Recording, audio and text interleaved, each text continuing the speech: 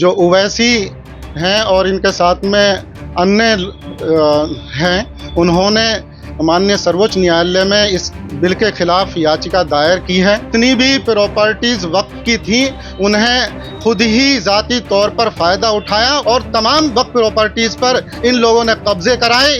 ईमानदारी पे जवाब लिया जाए या अपनी ईमानदारी साबित करें। ओवैसी और मुस्लिम संगठन बेईमान हैं, मुसलमानों को भड़का रहे हैं, वक्फ की जमीन का दुरुपयोग करके मुसलमानों को गुमराह किया है।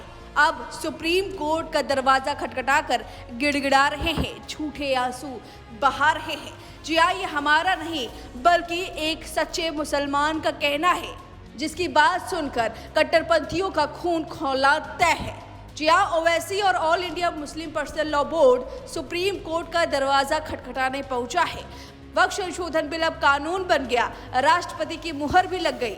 इस सब के बावजूद ओवैसी और मुस्लिम संगठन बौखलाए हुए हैं और सुप्रीम कोर्ट में इसे असंवैधानिक करार देने की मांग कर रहे हैं।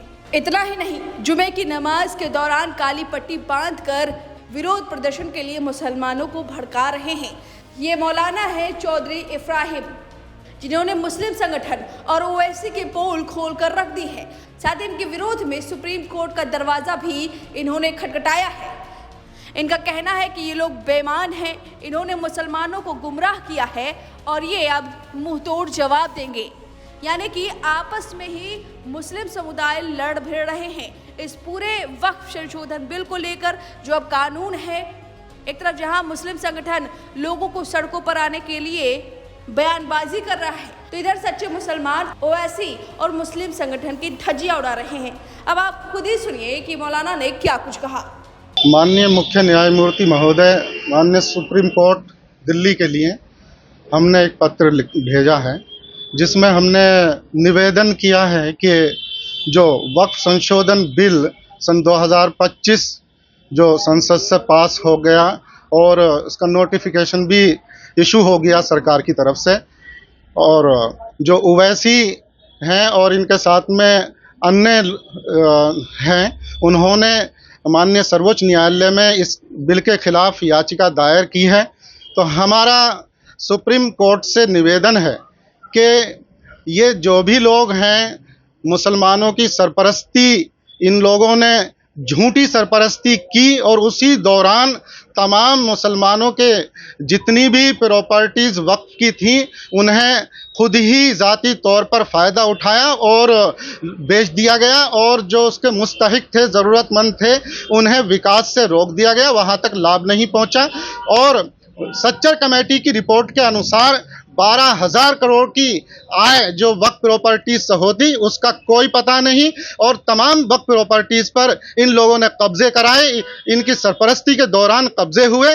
तो हम माननीय सर्वोच्च न्यायालय से यह निवेदन कर रहे हैं कि पहले इन लोगों की ईमानदारी पे जवाब लिया जाए या अपनी ईमानदारी साबित करें, क्योंकि कुरान में अल्लाह ने आदेश दिया है कि मुसलमानों की सरपरस्ती करने के लिए ईमानदारी होना बहुत ज़रूरी है। और अल्लाह ने यह भी कुरान में आदेश दिया कि जो लोग मुसलमान अगर ईमानदारी नहीं बरतेंगे अपनी सरपरस्ती के दौरान, तो अल्लाह ताला उन लोगों को बदल देगा, वो दूसरे लोगों से फिर काम लेगा, वो लोग फिर ऐसे नहीं होंगे। इस ओवैसी और मुस्लिम पर्सनल लॉ बोर्ड जैसे ये बेईमान लोग हैं, इस तरह के लोग नहीं होंगे और ईमानदार लोगों से अल्लाह ताला अपना काम ले लेगा। तो हम यही निवेदन कर रहे हैं माननीय सर्वोच्च न्यायालय से, ये जो ओवैसी की और अन्य की तरफ से जो याचिका दायर की गई है, इसे सुनने से पहले इनकी ईमानदारी ये साबित करें कि ये मुसलमानों की सरपरस्ती करने के काबिल हैं या नहीं। जैसा कि इनका चरित्र सामने आ गया, ये ईमानदार नहीं है, ये बेईमान है और ये नुकसान पहुंचाते हैं, ये देश को भी नुकसान पहुंचाया है इन्होंने और मुस्लिम समाज को भी और कमजोर तबके को भी नुकसान पहुंचाया है। तो हम यही गुजारिश कर रहे हैं। और एक गुजारिश ये भी है हमारी कि ये जो भड़का रहे हैं मुस्लिम समाज को, तो ये कह करके कि इस्लाम खतरे में है और शरीयत खतरे में है और मुसलमानों की ज़मीन वक्फ प्रॉपर्टी खतरे में है, और जुमे में ये लोग बड़ा प्रदर्शन करने के लिए गुमराह कर रहे हैं लोगों को। तो हम पूरे समाज से, मुस्लिम समाज से अपील कर रहे हैं कि इनके बहकावे में ना आए। पहले इनकी ईमानदारी पे जवाब लिया जा रहा है, ये अपनी ईमानदारी पहले साबित कर दें कि ये मुसलमानों की जो है सरपरस्ती करने काबिल है या नहीं है, तब जाके इनकी बात माने। वीके न्यूज, राष्ट्र के नाम।